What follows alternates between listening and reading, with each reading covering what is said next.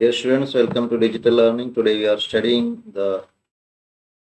we are in session 11 of the Unit 2 of Financial Accounting of second semester BCom of Mangalore University. In today's problem, we will work out a problem wherein we will prepare the ledger accounts in the books of the consignor and consignee. The problem is like this. On 1st January 2017, Pawan sent on consignment to Raman 10 cases of tea costing rupees 5,000 each. The invoice pro forma at 6,000 each means 5,000 is the cost. Invoice pro forma 6,000 means 1,000 is the loading. Freight and other charges on consignment amounted to rupees 3,100.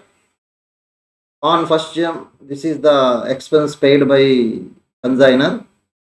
On 1st March 2017, Raman sent an account sale showing that 4 cases had been sold at 6,000 each. 4 cases ಅನ್ನು 6,000 rupeesಗೆ sale ಮಾಡಿದ್ದಾರೆ. 3 cases at 7,000 each. ಇನ್ನು 3 cases ಅನ್ನು 7,000ಗೆ sale ಮಾಡಿದ್ದಾರೆ. So 7 cases sale ಆಗಿದೆ. Sale ಮಾಡುವಾಗ rate different ಇದೆ ಅಷ್ಟೇ. ಎರಡು ರೀತಿಯಲ್ಲಿ ಸೇಲ್ ಮಾಡಿದ್ದಾರೆ.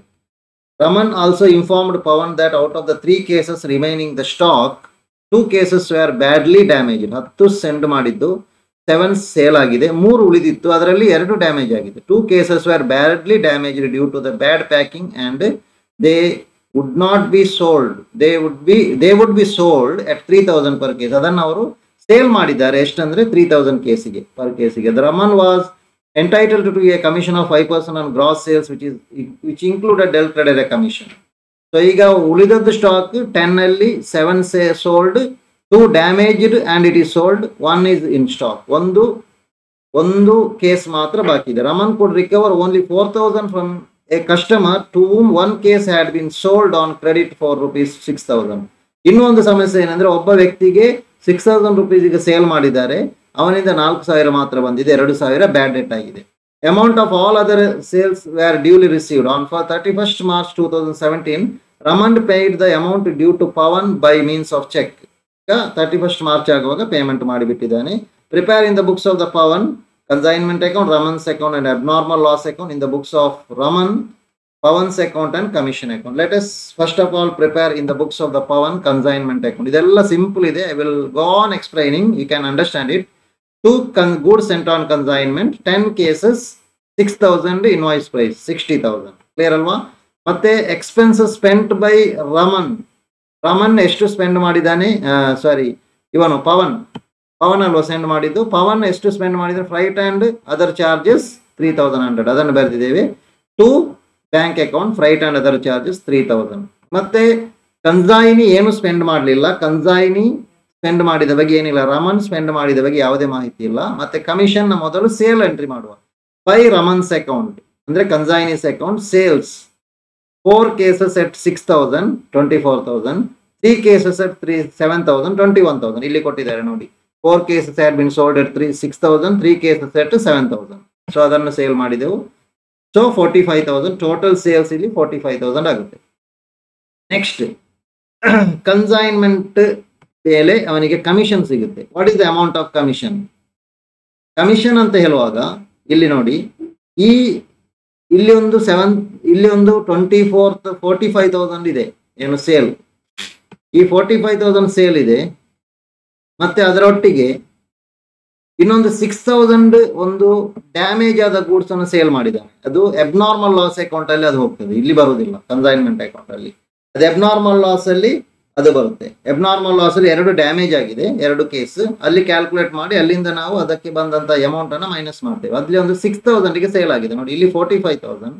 ಮತ್ತೆ ಅಬ್ನಾರ್ಮಲ್ ಲಾಸ್ ಅಂದ್ರೆ 2 ಡ್ಯಾಮೇಜ್ ಆಗಿದೆ, 2 cases were badly damaged, ಅದು abnormal loss due to back packing and they could be sold at 3,000. ಅದನ್ನು 3,000 ಪರ್ ಕೇಸಿಗೆ ಸೇಲ್ ಮಾಡಿದ್ದಾರೆ. 3,000 into 2 ಅಂದ್ರೆ 6,000 ಅಲ್ಲಿ ಸಿಕ್ಕಿದೆ. ಹಾಗಾಗಿ 45,000 plus 6,000 51,000 ಮೇಲೆ 5% ಕಮಿಷನ್ ಮೀನ್ಸ್ 2,550. ಇದನ್ನು ಕ್ಲಿಯರ್ ಆಗಿ ಅರ್ಥ ಮಾಡಬೇಕು. ಇದಕ್ಕೆ ನಾನು ವರ್ಕಿಂಗ್ ನೋಟ್ ಏನು ಸಪರೇಟ್ ಮಾಡಲಿಲ್ಲ ಕಮಿಷನ್ಗೆ, but you can understand. If you have any doubt you can clarify it through the charts. Chatting ಮಾಡಿ ಕೇಳಿ ಡೌಟ್ ಕೇಳಿ ಕ್ಲಿಯರ್ ಮಾಡಬಹುದು. ಇನ್ನು we will see abnormal loss calculation. Cost of the 2 cases damaged ಎಷ್ಟು ಅದರ cost price ಮಾತ್ರ ತಗೊಂಡ್ರೆ ಸಾಕು, ಇನ್ವಾಯ್ಸ್ ಪ್ರೈಸ್ ಅಲ್ಲ, ಕಾಸ್ಟ್ ಪ್ರೈಸ್ 2 into 5,000 10,000. ಮತ್ತೆ ಪ್ರಪೋರ್ಷನೇಟ್ ನಾನ್ ರಿಕರಿಂಗ್ ಎಕ್ಸ್ಪೆನ್ಸ್, ಅಲ್ಲಿ ನಾನ್ ರಿಕರಿಂಗ್ ಎಕ್ಸ್ಪೆನ್ಸ್ ಒಂದೇ ಇರುವುದು, freight and other charges, it is non recurring.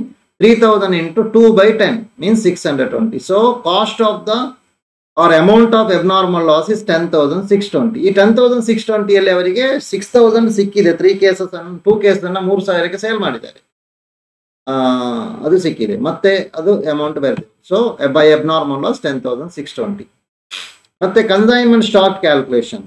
C total cases consigned 10, quantity sold 7, damaged 2. So consignment stock ಎಷ್ಟು 1 case consignment stock ಅಲ್ಲಿ ಇದೆ.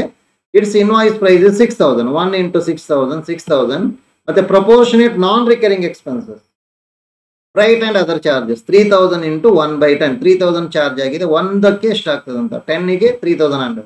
3,000 into 1/10 310 rupees. So 6,310 rupees is the amount of consignment stock that is written here. ಇದಕ್ಕೂ working note ಇದೆ, ಇದಕ್ಕೆ working note ಇದೆ. Working note ಅಲ್ಲಿ ಮಾಡಿದ್ದೇವೆ ಈಗ 6,310. ಕ್ಲಿಯರ್? ನಾವು it is very much clear. Consignment account. ನಾವು we have to remove the loading. 2 goods sent on consignment 10 into 6,000 ಇದೆ. ಇದು 5,000 ಅದರ ಕಾಸ್ಟ್, 1,000 ಲೋಡಿಂಗ್ ಮಾರ್ಜಿನ್ ಇದೆ. It will be return as by goods sent on consignment loading 10 into 1,000 10,000. Okay. Next, consignment stock. How many quantity in stock? Only 1 case. ಆ 1 case ಅಲ್ಲಿ ಎಷ್ಟು loading ಇದೆ, ಇದನ್ನು ಯಾವ ಅಮೌಂಟ್ ಅಲ್ಲಿ ನಾವು ಯಾವ ವ್ಯಾಲ್ಯೂ ಮಾಡಿದ್ದೇವೆ, ಯಾವ ರೀತಿ ವ್ಯಾಲ್ಯೂ ಮಾಡಿದ್ದೇವೆ, ಕಾಸ್ಟ್ ಪ್ರೈಸ್ ಅಲ್ಲೆಲ್ಲ, we have valued it in invoice price. So ಅದರಿಂದ 1 ಕೇಸ್ into 1,000 rupees ಲೋಡಿಂಗ್ ಇದೆ ಅದರಲ್ಲಿ, ಅದನ್ನು ರಿಮೂವ್ ಮಾಡೋದು. 2 stock reserve account 1 into 1,000. Clear ಅಲ್ವಾ? Now we can total the credit side 71,930, right on the debit side, minus all these items, you will get balance 5,280, which is a profit on consignment transferred to profit and loss account. Next, this is the calculation we have already seen.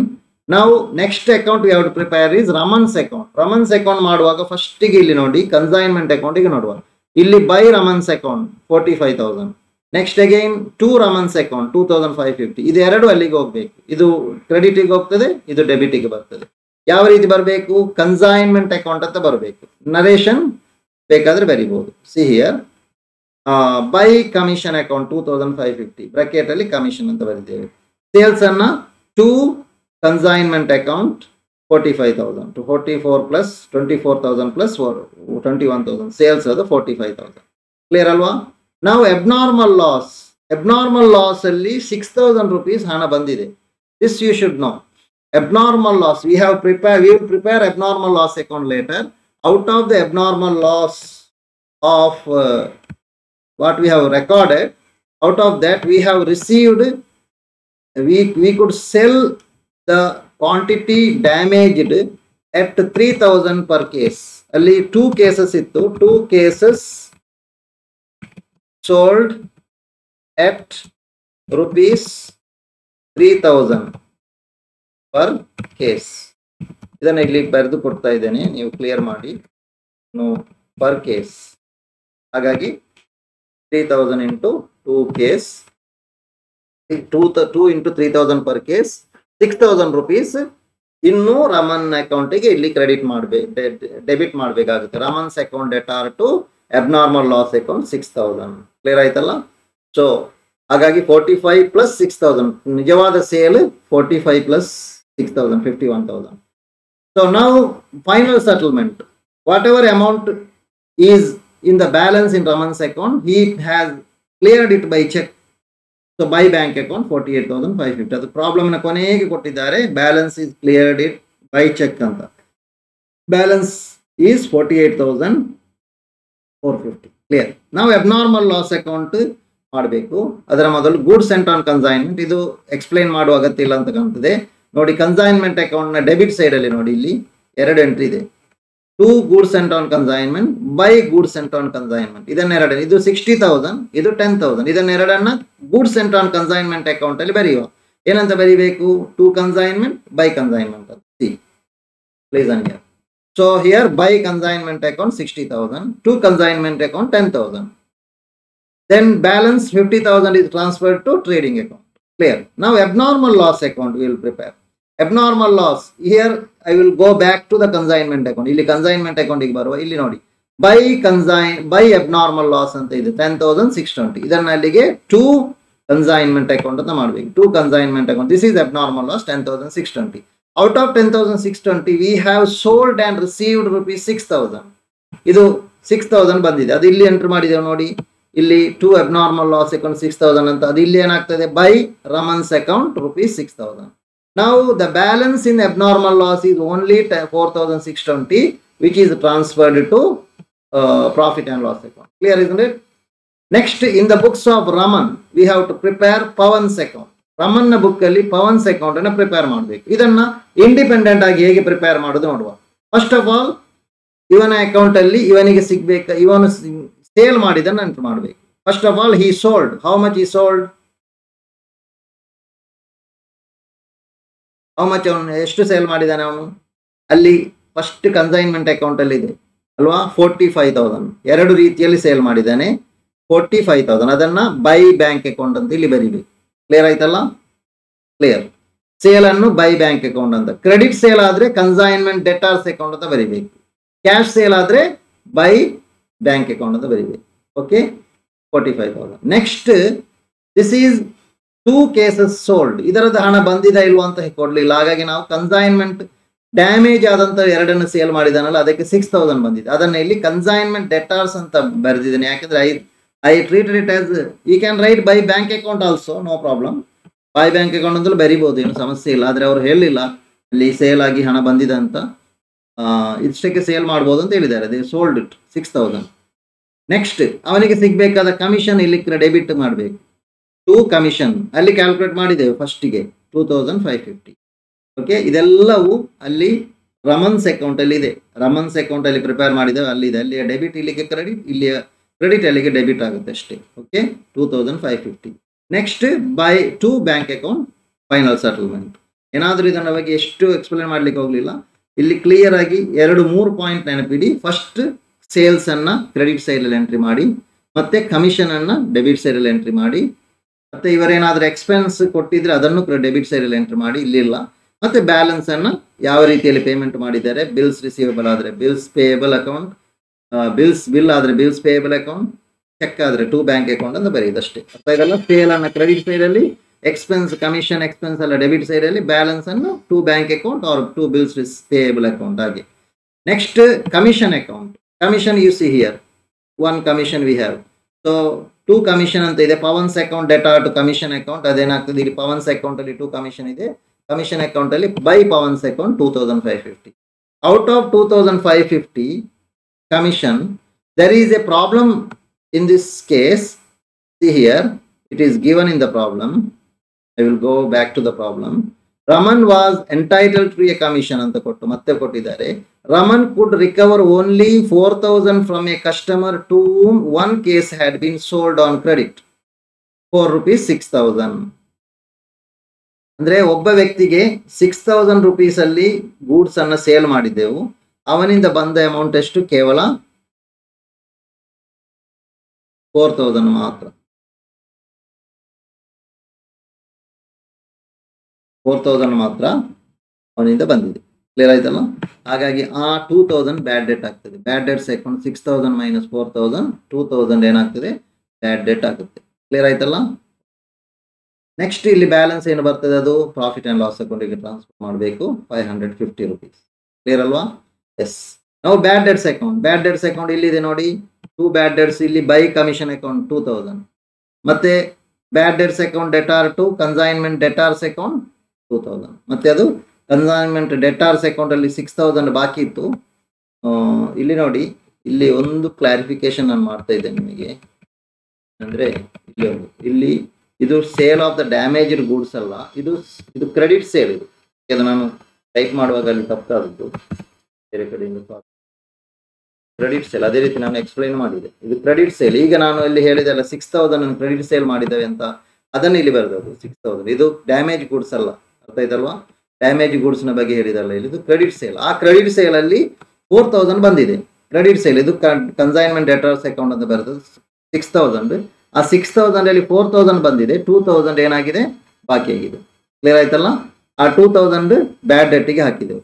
Okay, ಆ 2000 ಅನ್ನು bad ಡೆಟ್ಗೆ ಹಾಕಿದ್ದರಿಂದ bad debts account debtor to consignment debtors account 2000. ಅಲ್ಲಿ consignment debtors account ನಾವು ಈಗ prepare ಮಾಡಿದ್ರೆ ಅಲ್ಲಿ 4000 ಬಾಕಿ ಆಗುತ್ತೆ.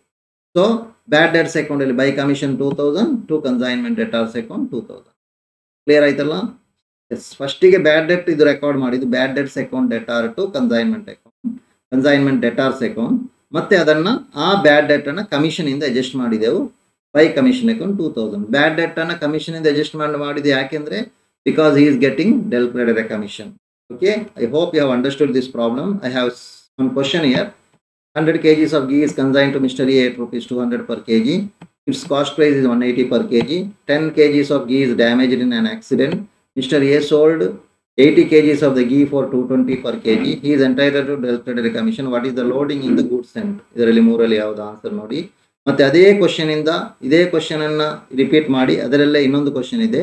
In the above problem, what is the value of the consignment stock? ಅದನ್ನು ಕ್ಯಾಲ್ಕುಲೇಟ್ ಮಾಡಿ ಆನ್ಸರ್ ಮಾಡಿ. In the above problem, what is the loading in consignment stock? Consignment stock ಅಥವಾ ಕ್ಲೋಸಿಂಗ್ ಸ್ಟಾಕ್ ಅಲ್ಲಿ ಎಷ್ಟು ಲೋಡಿಂಗ್ ಇದೆ ಅಂತ ನೋಡಿ. ಇದರ ಆನ್ಸರ್ ನಾನು ಈಗ ನಿಮಗೆ ಡಿಸ್ಪ್ಲೇ ಮಾಡುವುದಿಲ್ಲ. I will send it through the WhatsApp because many are just copying from this. So ಹಾಗಾಗಿ ನೀವು ಒಮ್ಮೆ ನೋಡಿ ವರ್ಕೌಟ್ ಮಾಡಿ ಈ ಪ್ರಾಬ್ಲಮ್ ಅಲ್ಲಿ ಅರ್ಥ ಆದರೆ ನಿಮಗೆ ಇದು ಗೊತ್ತಾಗುತ್ತೆ. You can answer this question. Again I am repeating. First question, second question, third question, answer by yourself. Thank you for listening to the class.